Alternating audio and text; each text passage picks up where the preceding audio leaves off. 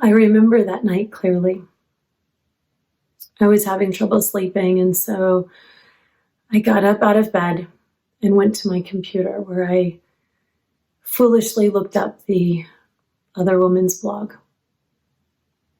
And there was a picture of her with my still husband, as the divorce wasn't final, smiling and happy and seemingly carefree.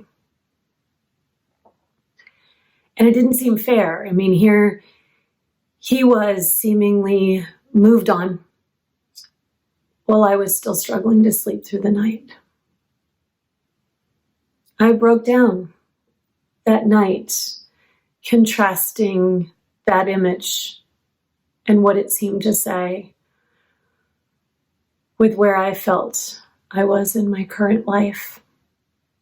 Empty, hollow, scared, questioning. I felt like he had moved on and I was left behind. It didn't feel fair, since he was the one that had created this situation after all. And I worried that I would always be stuck, that I would never be able to move forward. And yet, even in my utter misery that night, I realized a few things. First, I realized that in some ways I had put myself in this situation, not by doing anything to cause him to have the affair. That was all him. But I was the one that chose to look up that picture. And by doing so, I willingly added some of that misery to myself. Because before I saw that picture, I had, images that my mind had created about them living happily ever after. But seeing it was something different. And that was something I did not have to subject myself to. And so soon after, I made the decision that I wasn't going to look anymore, that I wasn't going to add to my pain. I also realized that I was, in some ways, comparing apples to oranges. I was comparing where I was to where he was. And those were two very, very different things. He, after all, had had an affair, and so had time to move on before he'd even ended the marriage with me. And because he knew this was coming, he had been able to pre-grieve the end, whereas all of this was still brand new to me. It was an utter shock.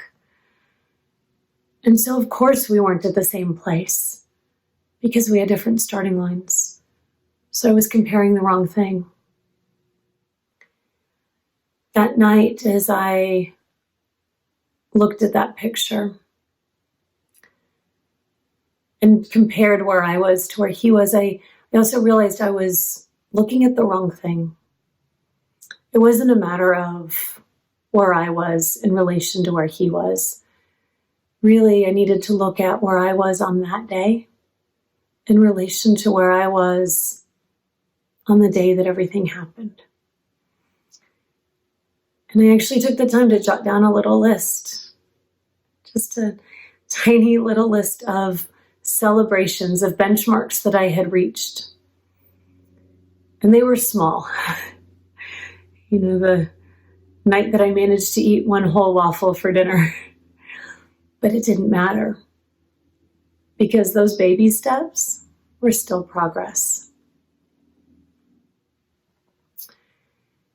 And then I also thought back to some of the pictures of us that were taken during the last few months of our marriage, a time when I thought we were happy, but when in reality he was living a double life and was already planning to leave. You couldn't see that in those pictures. There were no signs. And so why was I reading so much into that picture of him with the other woman? Because it was simply a picture, and a curated one at that. And a picture, well, it only tells what we want it to, doesn't it? And so at that point I realized, well, maybe he has moved on, or maybe he just wants people to think that he has.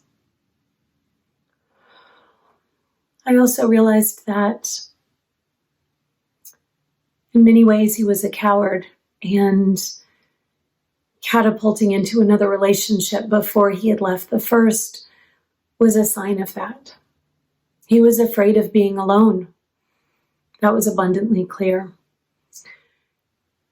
And part of the reason that I hadn't moved on was because I was determined to do this the right way. I was determined to do the hard work, to stay in the pain until I could fully move through it and process it. And that's not a quick endeavor. True healing, well, it takes time. One of the things I've learned about comparison is that whenever we find ourselves engaging in it too much, it really has more to do with ourselves than with the other person.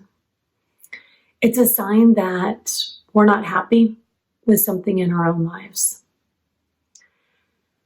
So for me, when it came to comparing my progress to my ex's progress,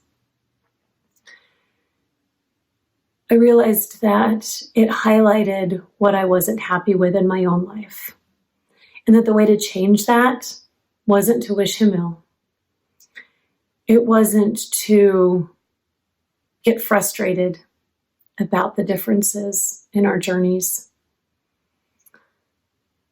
The way to address it, to really address it, was to work on doing what I could to make my life better, or not. To be so happy with where I was that I no longer cared about where he was and if he had moved on or not.